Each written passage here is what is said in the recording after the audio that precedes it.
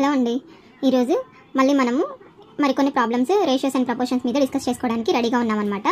So already మన వీడియోస్లో ratios and proportions మీద బేసిక్ కాన్సెప్ట్స్ నుంచి ప్రాబ్లమ్స్ అనేవి డిస్కస్ చేసుకుంటూ వస్తున్నాము. సో అవన్నీ రేషియోస్ అండ్ ప్రపోర్షన్స్ అనే ప్లేలిస్ట్లో ఉంటాయి, వీళ్ళు ఒకసారి వాచ్ చేయండి. అలాగే మన ఛానల్లో యావరేజెస్, సింప్లిఫికేషన్, డివిజిబిలిటీ రూల్స్ గురించి కూడా ప్రాబ్లమ్స్ అనేవి మెన్షన్ చేశాను. క్లియర్గా చాలా ఈజీగా అర్థమయ్యే విధంగా బెస్ట్ ట్రిక్స్ ఎక్స్ప్లెయిన్ చేశాను. సో అవన్నీ వెళ్ళి వాటి ప్లేలిస్ట్లో ఉన్నాయి, ఒకసారి వెళ్ళి వాచ్ చేయండి. మన ఛానల్ మీ అందరికీ యూస్ఫుల్ అవుతుంది అనుకుంటే మంచిగా లైక్ చేయండి, అలాగే కమెంట్ చేసి మీ ఫ్రెండ్స్ అండ్ ఫ్యామిలీస్ అందరికీ షేర్ చేయండి. నేను పెట్టిన వీడియో మీకు ఎప్పటికప్పుడు నోటిఫికేషన్గా రావాలి అని అనుకుంటే మన ఛానల్ని సబ్స్క్రైబ్ చేసుకొని బెల్ బటన్ అనేది ఆన్ చేసుకొని పెట్టుకోండి. సో నేను ఎప్పుడు వీడియో పెట్టినా మీ వరకు నోటిఫికేషన్ వస్తూ ఉంటుందన్నమాట. సో ఇక్కడ ఈరోజు మన వీడియోస్లో మన ప్రాబ్లమ్స్కి వెళ్ళిపోతే the ratio of A to B is 4:5 and that of B to C is 2:3. If A is equal to 800, C is equal to అన్నాడు అనమాట. సో ఇక్కడ 3 నెంబర్స్ ABC. సో అందులో A/B రేషియో 4:5 అన్నాడు, B/C వచ్చేసి 2:3 అన్నాడు అనమాట. అయితే A 800 అన్నాడు. సో ఇప్పుడు C కావాలి అనుకుంటే ఫస్ట్ ఈ మూడింటిని కంబైన్ చేద్దాం. 3 ఏ రేషియోలో ఉంటాయనేది కంబైన్ చేసుకుందాం. A/B is equal to 4:5, B/C 2:3 అనమాట.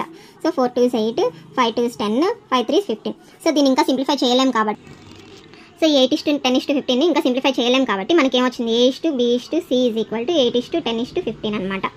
సో A/C ఏమవుతుంది ఇక్కడ 8:15 కదా. సో అప్పుడు A వచ్చేసి 800 అన్నాడు, అంటే C ఏమవుతుంది అంటే A 8 పార్ట్స్ అయితే B 15 పార్ట్స్ అనమాట. అంటే ఒక పార్ట్ ఏమవుతుంది 100 కదా. సో C వచ్చేసి 15 పార్ట్స్, 15 × 100. సో 1500 అనేది ఆన్సర్ వస్తుంది అనమాట ఇక్కడ. సో ఇక్కడ సెకండ్ క్వశ్చన్ చూసుకున్నట్లయితే 94 is divided into 2 parts in such a way that 5th part of the first and the 8th part of the second are in ratio 3:4. then the first part is అన్నాడు అనమాట. అంటే 94 అనేది ఒక number ఉంది, దాన్ని 2 పార్ట్స్గా divide చేశాడు. ఇక్కడ నేను ఏమనుకుంటే పార్ట్ ఎక్స్ అనేది డివైడ్ చేస్తే సెకండ్ పార్ట్ ఏమవుతుంది 94 - x కదా.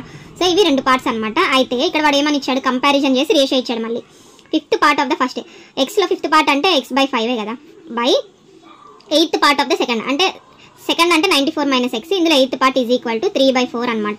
సో ఈ 8 అనేది పైకి వెళ్తుంది, అంటే 8x/5 × 94 - 5x is equal to 3/4 అనమాట. ఈ రెండింటిని క్రాస్ మల్టిప్లై చేస్తే మనకి ఇక్కడ ఏమొస్తుంది solution, 32x is equal to 3 × 5 × 94 - 15x అనమాట.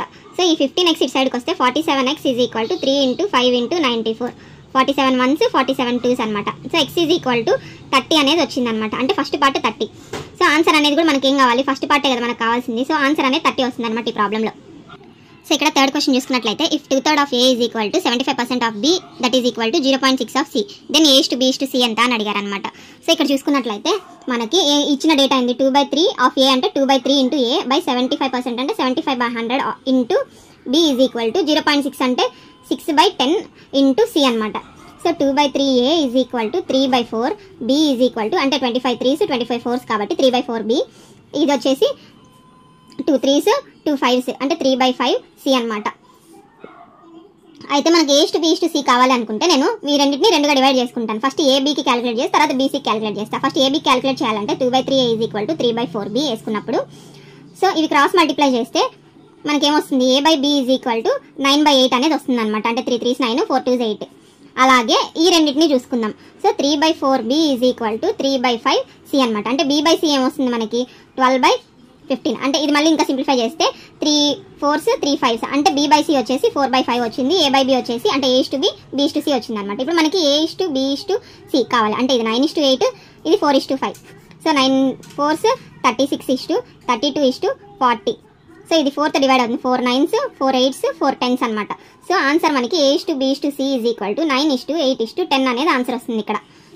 ఇక్కడ ఆన్సర్ వచ్చేసి మనకి A/B/C is equal to 9:8:10 అనేది ఆన్సర్ వస్తుంది అనమాట ఇక్కడ.